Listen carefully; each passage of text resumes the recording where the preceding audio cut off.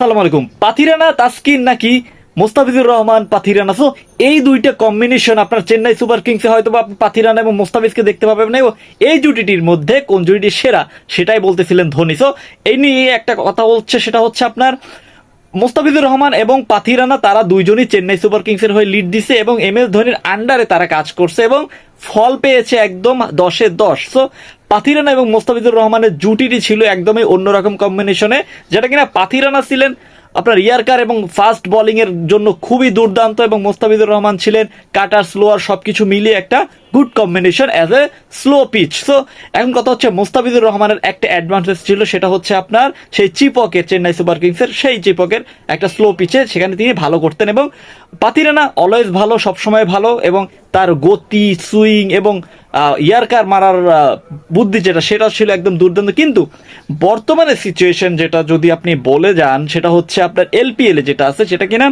আপনার সবসময় flat pitch পেয়ে থাকে, এবং ফ্ল্যাট পিচে যেখানে কিনা আপনার এলপিএল এ থাকে ফ্ল্যাট পিচ যেখানে কিনা কাটারের কোনো কাজ নাই ভাই, সেটা হচ্ছে ফাস্ট বলিং এবং ভেরিয়েশন। সো মোস্তাফিজের ভেরিয়েশন থাকলেও কাটারে কোনো কাজ করবে না, কিন্তু মেইন অস্ত্রই কিন্তু মোস্তাফিজুর রহমানের কাটার। সো এখন কথা হচ্ছে তাসকিন এবং পাথিরানা কেন সেরা ধোনি না বলে পারলেন না, কেন? কারণ তারা তাদের গতি আছে ফাস্ট বোলিং এর, এবং ফ্ল্যাট পিচে কখনোই কাটার কাজ করবে না, যেখানে তাসকিনের গতি, সুইং সবকিছু মিলিয়ে তাসকিন পাথিরানা জুটি হচ্ছে সেরা জুটি।